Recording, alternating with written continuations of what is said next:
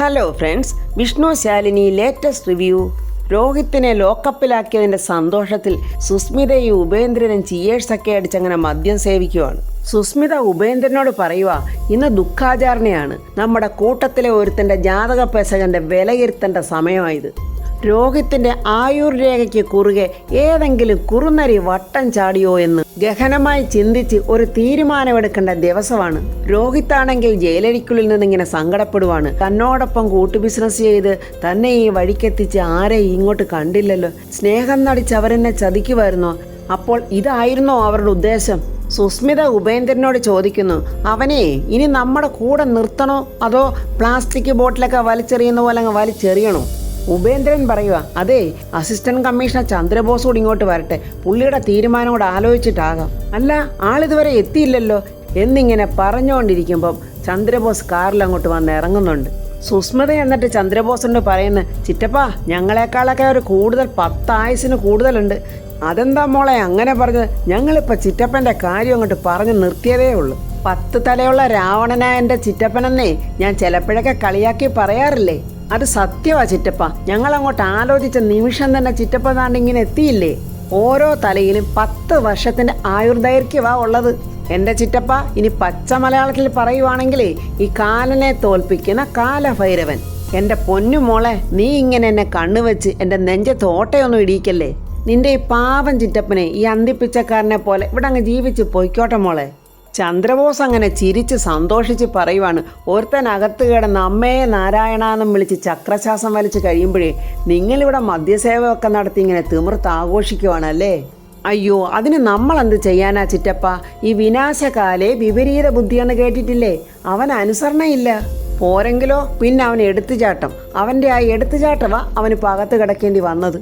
ഉപേന്ദ്രൻ ചോദിക്കുക, അപ്പോഴെന്താണ് തീരുമാനം? അവൻ അതിനകത്തങ്ങ് കിടന്നോട്ടെന്നാണോ അതോ ഇനി അവൻ്റെ അണ്ണാക്കിലോട്ടൊരു കച്ചിത്തുരുമ്പ് അങ്ങോട്ട് തിരികെ കൊടുക്കണമെന്നാണോ? ബോസിൻ്റെ തീരുമാനം എന്താണോ അതിനുവേണ്ടി ഞങ്ങളിവിടെ കാത്തിരിക്കുക. ഇങ്ങനെ ഭാവി തന്ത്രങ്ങൾ മെനയാനേ ഇത്രയും ക്രിമിനൽ മനസ്സുള്ള ഒരു ജോത്സ്യൻ ബോസ് അല്ലാതെ വേറെ ആരാ ഉള്ളത്? അപ്പോൾ ബോസ് വേണം ഇതിൻ്റെ തീരുമാനം പറയാൻ. ചന്ദ്രബോസ് പറയുക, ഞാൻ ആലോചിക്കുന്നത് എന്താണെന്ന് വെച്ചാലേ, വല്ലവരുടെയൊക്കെ കയ്യും കാലും പിടിച്ച് കഷ്ടപ്പെട്ട് അവനെ ജാമ്യത്തിൽ ഇറക്കിക്കൊണ്ടുവന്ന് നമുക്ക് എന്ത് നേടാൻ? അവനെ കൊണ്ട് ഇനി നമുക്ക് പ്രത്യേകിച്ച് ഗുണമൊന്നും ഇല്ലല്ലോ. ഇനി അവിടെ പഴയതുപോലെ ഒരു ബിസിനസ്സും നടക്കാൻ പോകുന്നില്ലടോ. പിന്നെ എന്തിനാ നമുക്കിങ്ങനെ ഒരു പാഴ്ചെലവ്? കിടക്കട്ടെ അവനങ്ങനെ കുറച്ച് നാളകത്ത്. അവിടെ കിടന്ന് അവൻ കുറച്ച് മര്യാദയെങ്കിലും പഠിക്കട്ടെ. അങ്ങനെയാണെങ്കിലേ ആ വീട് വിറ്റെൻ്റെ കാശ് ഉടനെ തരണം. ഉപേന്ദ്രൻ പറയുക, കോടികൾ മാറിയതിൻ്റെ ക്ഷീണവേ മലേഷ്യയിലെ എൻ്റെ ബിസിനസ്സിനെ നല്ലതുപോലെ ബാധിച്ചിട്ടുണ്ട്. സുസ്മിത പറയുക, നിങ്ങൾ 2 പേരും പറയുന്നതിനോട് എനിക്ക് ഒട്ടും യോജിപ്പില്ല. നമ്മൾ എന്തിനാ അവൻ ഇത്രയും കഷ്ടപ്പെട്ട് ആ വീട് ലേലത്തിൽ പിടിച്ചെടുത്തത്? നഷ്ടപ്പെടുത്താനായിരുന്നെങ്കിൽ പിന്നെ എന്തിനാ അത് നമ്മൾ സ്വന്തമാക്കാൻ നോക്കിയത്? പിന്നെ നിങ്ങൾ ബോധപൂർവം പറഞ്ഞ വേറൊരു കാര്യമുണ്ട്. ഇപ്പോഴും ആ വീടും പറമ്പും എല്ലാം രോഹിത്തിൻ്റെ പേരില്ല. വെറും ഒരു മുദ്ര പേപ്പറിൽ എപ്പോൾ വേണമെങ്കിലും തിരിച്ചെഴുതി തന്നോളാമെന്ന് എഴുതി ഒപ്പിട്ട് തന്ന ഒരു കടലാസ് കഷ്ണം മാത്രമേ നമ്മുടെ കയ്യിലിപ്പോൾ ഉള്ളൂ. ആ രേഖയുടെയൊക്കെ വിലയെ ആ റവന്യൂ സ്റ്റാമ്പിൽ അങ്ങ് തീർന്നു. അതുകൊണ്ട് നിങ്ങൾ 2 പേരും ഒന്നുകൂടെ ആലോചിക്ക്, അവനെ നശിപ്പിക്കണോ അതോ രക്ഷപ്പെടുത്തണോ എന്ന്. മുതലക്കണ്ണീര് ഒഴിപ്പിച്ചോണ്ടേ നമ്മൾ അവൻ്റെ രക്ഷകരായിട്ട് അവിടെ ഇപ്പോൾ എത്തിയില്ലെങ്കിൽ അവൻ നല്ല ഭംഗിയായിട്ട് തന്നെ നമ്മുടെ നേരെ തിരിയും. ഈ റവന്യൂ സ്റ്റാമ്പിൽ വിലയുണ്ടെന്ന് പറഞ്ഞ എഗ്രിമെൻറ്റിലേ അവനെ ബലമായി അസിസ്റ്റന്റ് കമ്മീഷണറുടെ അധികാരം ഉപയോഗിച്ച് ചെയ്യിപ്പിച്ചതാണെന്നും പറഞ്ഞ് അവൻ വാദിച്ചാലേ പിന്നെ 3 പേരും കൂടെ പെട്ടിയും കിടക്കയൊക്കെ തട്ടിക്കുടഞ്ഞോണ്ടേ അങ്ങ് കാശിരാമേശ്വരം എന്നും പറഞ്ഞ് അങ്ങ് ഭജനപാടി പോയാൽ മതി. അവനെങ്ങാണം നമ്മുടെ നേരെ തിരിഞ്ഞാലുണ്ടല്ലോ എല്ലാവരും കൂടെ ചേർന്ന് പിന്നെ നമ്മുടെ കഴുത്തിലായിരിക്കും പിടിക്കുന്നത്. അതുകൊണ്ടേ അവനെ ഒതുക്കി മാറ്റുന്ന കാര്യവും കറിവേപ്പല പോലെ പൊക്കി അവനെ എടുത്ത് ദൂരെ എറിയുന്നതൊക്കെ നല്ല വ്യക്തമായി ആലോചിച്ചിട്ട് വേണം തീരുമാനിക്കേണ്ടത്. ഈ പട്ടിക്ക് തീറ്റ കൊടുക്കാതെ കൂട് തുറന്നിട്ടാലേ പട്ടി പിന്നെ തീറ്റയ്ക്ക് വേണ്ടി അലയുകയും ചെയ്യും, ചിലപ്പോൾ പേയും പിടിച്ചെന്നിരിക്കും. പിന്നാണെങ്കിൽ നമുക്കതിനെ വെടിവെച്ച് കൊല്ലേണ്ട അവസ്ഥയും വരും. അതിനേക്കാൾ നല്ലത് ആ പട്ടിയെ തുറന്ന് വിടുന്നതിന് മുമ്പ് അതിൻ്റെ അണ്ണാക്കിലോട്ട് ഒരു ശകലം റൊട്ടിക്കഷ്ണം കൊണ്ട് തിരിവി വെച്ചിട്ട് തുറന്ന് വിടുന്നതല്ലേ നല്ലത്? ഞാനീ പറയുന്നതേ ഈ പെണ്ണിൻ്റെ ബുദ്ധിയാ. ഈ 10 തലയുള്ള രാവണൻ്റെ തലയിലോട്ടെ ഞാനീ പറഞ്ഞതൊക്കെ ഒന്ന് ഓർത്ത് ചിന്തിച്ച് വേണ്ട തീരുമാനം എടുക്ക്. എന്നിട്ടൊരു ഓർഡർ ഇട്, രോഹിത്തിനെ രക്ഷിക്കണോ വേണ്ടയോ എന്ന്. സത്യാമ്മയും വിഷ്ണുവും കൂടെ പോലീസ് സ്റ്റേഷനിൽ വന്നിരിക്കുവാണ്. അവിടെ നിൽക്കുന്ന കോൺസ്റ്റബിളിനോട് വിഷ്ണു പറയുന്നു, ഞാൻ വിഷ്ണു, കളക്ടറുടെ ഹസ്ബൻഡാണ്. അയ്യോ, ഞങ്ങൾക്കറിയാം. പോലീസുകാരങ്ങനെ വിഷ്ണുവിന് മര്യാദ കൊടുക്കുന്ന കണ്ടപ്പോൾ സത്യാമ്മയ്ക്ക് എന്താ ചെയ്യേണ്ട, പുച്ഛമാണോ, ചിരിക്കണോ, ബഹുമാനിക്കണോ എന്നൊന്നും അറിയാത്തൊരു ഭാവത്തിൽ ഇങ്ങനെ നിൽക്കുവാണ്. എനിക്ക് CI സാറിനെ ഒന്ന് കാണണമെന്ന് പറയുമ്പോൾ ആ പോലീസുകാരൻ വലിയ മര്യാദയോടെ വിഷ്ണുവിനെയും സത്യാമ്മയും വിളിച്ച് അകത്തോട്ട് കൊണ്ടുപോവാണ്. അങ്ങനെ വിഷ്ണുവും സത്യാമ്മയും കൂടെ അവിടെ കള്ളന്മാർ വന്നതും അവരെ ഉപദ്രവിച്ചതും പണം തട്ടിക്കൊണ്ട് പോയതും ഉള്ള കാര്യങ്ങളൊക്കെ CI സാറിനോട് പറയുവാണ്. നിങ്ങൾ ഇതിനു മുമ്പ് ഇവന്മാരെ എവിടെങ്കിലും വെച്ച് കണ്ടിട്ടുണ്ടോ? നിങ്ങളൊന്ന് ഓർത്ത് നോക്കിക്കേ, ആ പ്രദേശത്ത് എവിടെങ്കിലും അവന്മാരെ കണ്ടതായിട്ട്. ഇനി പണമുണ്ടെന്ന് അറിഞ്ഞുകൊണ്ട് അവിടെ വന്നതാണോ എന്നറിയാൻ വേണ്ടിയാ. സത്യാമ്മ പറയുക, ഇല്ല, അവരെ കണ്ട് പരിചയമില്ല. ആ ഗുണ്ടകളിൽ ഒരുത്തൻ എന്നെ തള്ളിയപ്പോഴ എൻ്റെ കയ്യിലിൻ്റെ ബാഗ് തെറിച്ചു പോയതാ. അപ്പോൾ ആ ബാഗിലിൻ്റെ പൈസ കണ്ടുകൊണ്ട് അവന്മാരെടുത്തതാണ്. അവന്മാരെന്തെങ്കിലും ഭീഷണിപ്പെടുത്തിയായിരുന്നോ? അതായത് കൊലവിളിയോ വെല്ലുവിളിയോ അതുപോലെ എന്തെങ്കിലും? സാധാരണ അങ്ങനെ ഒരു ഭീകരാന്തരീക്ഷം സൃഷ്ടിച്ചിട്ടേ അവന്മാർ പോകത്തുള്ളൂ. അത് സാറേ, വീട് ഒഴിഞ്ഞു കൊടുക്കണമെന്നാ പറഞ്ഞത്, അല്ലെങ്കിൽ ഇതിനും വലുതുണ്ടാകുമെന്ന് പറഞ്ഞു. ഹൗസ് ഓണറുമായിട്ട് നിങ്ങൾ എങ്ങനെയാ വാടകയൊക്കെ കറക്റ്റ് കൊടുക്കാറില്ലേ? ഹൗസ് ഓണറുമായിട്ട് ഞങ്ങൾ നല്ല ബന്ധത്തിലാണ് സാറേ. പിന്നെ ഇങ്ങനെ ഒരു സംഭവം ഉണ്ടായത് തന്നെ അദ്ദേഹത്തിന് അറിയാൻ കൂടി വഴിയില്ല. അന്നവന്മാർ അദ്ദേഹമായിട്ട് യാതൊരു ബന്ധമുള്ളവരായിട്ട് തോന്നുന്നില്ല. പിന്നെ ആ ഒരു കാരണം പറഞ്ഞുകൊണ്ടുള്ള ഒരു ആക്രമണമായിരിക്കും അവർ ഉദ്ദേശിച്ചത്. നിങ്ങൾ വിഷമിക്കേണ്ട വിഷ്ണു, ഞങ്ങൾ വേണ്ട ആക്ഷൻ എടുത്തോളാം. പിന്നെ നിങ്ങൾ അവന്മാരെ എവിടെങ്കിലും വെച്ച് കണ്ടാൽ ഉടൻ തന്നെ ഞങ്ങളെ വിവരം അറിയിക്കുകയും വേണം എന്നൊക്കെയാ CI സാറ് പറഞ്ഞ് അവരെ സമാധാനിപ്പിച്ച് വിടുന്നുണ്ട്. സത്യാമ്മയും വിഷ്ണുവും അങ്ങനെ പുറത്തോട്ട് വരുമ്പോൾ ശ്യാമ അവിടെ ഇങ്ങനെ പതുങ്ങി സങ്കടത്തോടെ നിൽക്കുന്നു. സത്യാമ്മയെന്ന് വിളിച്ചോണ്ട് അടുത്തോട്ട് ചെല്ലുവാണ്. വിഷ്ണുവേട്ട എന്നിങ്ങനെ ശ്യാമ വിളിക്കുമ്പോൾ വിഷ്ണു ചോദിക്കുന്നു, നീ എന്താ ഇവിടെ? അത് വിഷ്ണുവേട്ട, രോഹിത്തിനെ പോലീസ് അറസ്റ്റ് ചെയ്തായിരുന്നു. ജാമ്യത്തിൻ്റെ കാര്യം സംസാരിക്കാൻ എന്നെ ഇവിടുന്ന് വിളിച്ചായിരുന്നു. വിഷ്ണുവിന് ദേഷ്യം വരുവാണ്. വിഷ്ണു പറയാ, കള്ളച്ചാരായ ഉണ്ടാക്കിയതല്ലയോ, കോടതിയിൽ കെട്ടിവെക്കാൻ നല്ല പൈസ വേണം, കയ്യിലുണ്ടോ നിന്റെ കയ്യിൽ? സത്യാമ്മ കണ്ണ് നിറഞ്ഞ് സങ്കടത്തോടെ പറയുവാണ്, അവൻ ഇതും ഇതിനപ്പുറവും അനുഭവിക്കണം. അവൻ ഞങ്ങളുടെ കുടുംബം നശിപ്പിച്ച ദുഷ്ടനാവൻ. വിഷ്ണു, എനിക്ക് അവനെ ഒന്ന് കാണണം എന്നും പറഞ്ഞ് ദേഷ്യത്തിൽ സത്യാമ്മ അങ്ങോട്ട് കയറി പോവാണ്. ജയിലഴിക്കുള്ളിൽ ഇങ്ങനെ സങ്കടത്തോടെ ആരെയോ പ്രതീക്ഷിച്ച് നിൽക്കുന്ന പോലെ രോഹിത് അവിടെ നിൽക്കുവാണ്. സത്യാമ്മയെ കണ്ടതും അവൻ പെട്ടെന്ന് അങ്ങോട്ട് മാറി നിന്നു. സത്യാമ്മ രോഹിത്തിനെ കണ്ടു. എടാ, നീ എത്ര അകന്നു നിന്നാലും എത്ര ഒളിച്ചു നിന്നാലും എൻ്റെ ശാപത്തിൻ്റെ തീച്ചുളയിൽ നിന്നും നിനക്കൊരിക്കലും ഗതിയുണ്ടാവില്ലടാ. ഇപ്പോൾ നീ ഈ അനുഭവിക്കുന്നതിനും ഇനി അനുഭവിക്കാൻ കിടക്കുന്നതിനും ഒരിക്കലും ഒരു പരിഹാരവുമില്ല. എല്ലാം നീയായിട്ട് വരുത്തി വെച്ചതാ. നിന്റെ പിടിപ്പുകേട് കൊണ്ടുണ്ടാക്കിയ നഷ്ടങ്ങൾക്ക് ഒരു കാലത്തും മാപ്പുമില്ലടാ.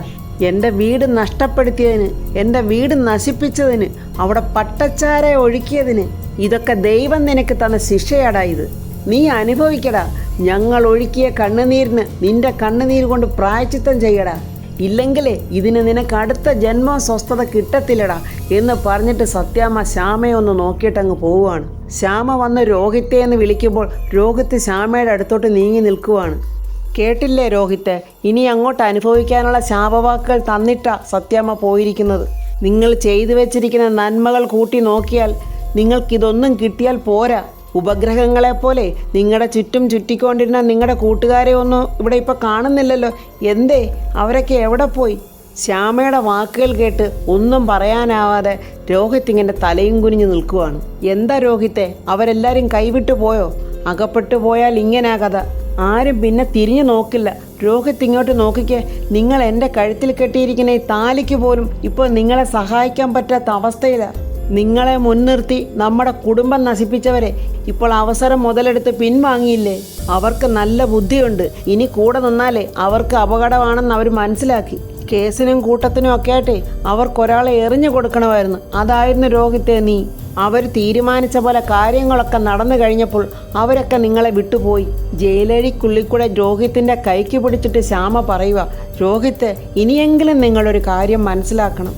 രോഹിത്തിൻ്റെ നന്മയല്ലായിരുന്നു അവർക്ക് ആവശ്യം. രോഹിത്തിനെ കൂടെ നിർത്തി സത്യാമ്മയെ അവർക്ക് നശിപ്പിക്കണമായിരുന്നു.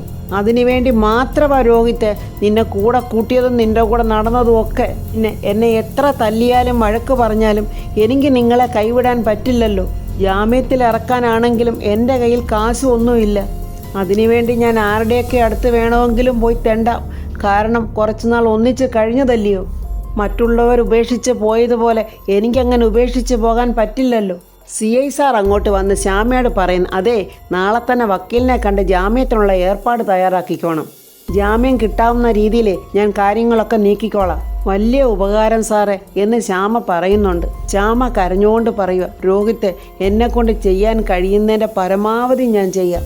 എന്നിട്ട് 2 കൈയെടുത്ത് തൊഴുവാണ് രോഹിത്തിൻ്റെ മുന്നിൽ. രോഹിത്ത് പുറത്തിറങ്ങിയിട്ട്, ഇനിയെങ്കിലും ഒരു മനുഷ്യനായിട്ട് ജീവിക്കണേ. ഞാൻ പപ്പിമോളുടെ കാര്യം രോഹിത്തിനോട് മറച്ചു വെച്ചത് സത്യമായിട്ട് ഞാൻ രോഹിത്തിനെ ചതിക്കാൻ വേണ്ടിയല്ലായിരുന്നു.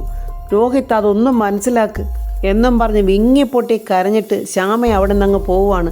രോഹിത്തിൻ്റെ മനസ്സിൽ ശ്യാമയെയും പപ്പിമോളെയും ഉപദ്രവിച്ചതൊക്കെ അവൻ്റെ മനസ്സിലിങ്ങനെ വരുവാണ്. വല്ലാത്ത കുറ്റബോധം തോന്നുവാണ് രോഹിത്തിന്. സുബൈർ നസീറിനെ വിളിച്ച് വീട്ടിലോട്ട് വരുത്തിയിട്ടുണ്ട്. എന്താ മാമ എന്നെ പെട്ടെന്ന് കാണണമെന്ന് പറഞ്ഞത്? നീ മര്യാദയ്ക്ക് ആ കാശെടുത്ത് ഇങ്ങോട്ട് വെച്ചേ. ഏത് കാശ് മാമ? എന്താ നിനക്കറിയില്ലേ? ഇല്ല മാമ. എടാ, രാഘവൻ നായരെ അടിച്ച് വീഴ്ത്തിയിട്ടേ അവിടുന്ന് എടുത്തുകൊണ്ട് പോയ 10 ലക്ഷം രൂപയില്ലേ, അത് മര്യാദയ്ക്ക് ഇങ്ങോട്ട് എടുത്ത് വെക്കാനാ പറഞ്ഞത്. നസീർ നൂർജഹാനെ നോക്കുന്നുണ്ട്. നൂർജഹാൻ പറയാ, എനിക്കറിയാവുന്ന കാര്യങ്ങളൊക്കെ ഞാൻ ബാപ്പിച്ചോട് പറഞ്ഞിട്ടുണ്ട്. ആ പാവങ്ങളെ ആ അച്ഛൻ്റെ ചികിത്സയ്ക്ക് വേണ്ടി പോകാനുണ്ടാക്കിയ കാശാ അത്. എനിക്കറിയില്ല മാമ ആ കാശിനെ കുറിച്ചൊന്നും. നസീറെ, നീ വീണ് കിടന്ന് ഉരുളണ്ട. എനിക്ക് നന്നായിട്ടറിയാം നീയാണ് ആ പൈസ എടുത്തെന്ന്. ചെവി അറിയണ്ട. നീ ആ പൈസ എളുപ്പം അവിടെ കൊണ്ട് നീ വെക്ക്. എന്താ മാമ, മാമയ്ക്ക് എന്നേക്കാളും വിശ്വാസമാണോ അവരെ? എന്താ മാമൻ കൽപ്പിച്ചു കൂട്ടി ഇറങ്ങിയിരിക്കുവാണോ ഇതിനൊക്കെ? എനിക്ക് അവരാണോ വലുത് നീയാണോ വലുതെന്നൊന്നും അല്ല ചോദിച്ചത്. നീ തെറ്റ് ചെയ്തിട്ടുണ്ടോ എന്ന് എനിക്കറിയണം. അതാണ് ഞാൻ നിന്നോട് ചോദിച്ചത്. മാമ വേണ്ട, വെറുതെ നൂർജഹാൻ പറയുന്ന കേട്ടോണ്ട് എന്നോട് ചോദിക്കല്ലേ. എനിക്കാരെയും ചതിക്കാൻ പറ്റില്ല നസീറെ. എനിക്ക് വിശ്വാസവഞ്ചന കാണിക്കാനും അറിയില്ല. നീ ആ പണം എടുത്തിട്ടുണ്ടെന്ന് നിനക്കും അറിയാം, ഞങ്ങൾക്കും അറിയാം. ആ പണം അങ്ങ് തിരിച്ചു കൊടുക്കുക എന്നുള്ളതല്ലാതെ മറ്റൊരു മാർഗവും നിന്റെ മുന്നിൽ ഇനി ഇല്ല. നീ മര്യാദയ്ക്ക് പണം കൊണ്ട് കൊടുക്കുന്നോ അതോ ഞാൻ കേസ് കൊടുക്കണോ? എന്താ മാമ, മാമൻ എനിക്കെതിരെ കേസ് കൊടുക്കുമോ? എടാ, നീ നന്നാകണം എന്നുണ്ടെങ്കിൽ എനിക്ക് അതേ പറ്റൂ. അവരെ കൊണ്ട് നല്ല തല്ലിച്ചാലെങ്കിലും നീ നന്നാകട്ടെ. മാമ വേണ്ടേ, വല്ലയിടത്തു നിന്നും വന്നേ അവർക്ക് വേണ്ടിയേ മാമ എനിക്ക് നേരെ തിരിയുവാണെങ്കിൽ എനിക്കൊന്ന് കാണണം എന്നും പറഞ്ഞ് നസീർ സുബൈർക്കെ പിടിച്ചൊരു ഒറ്റ തള്ളുവാണ്.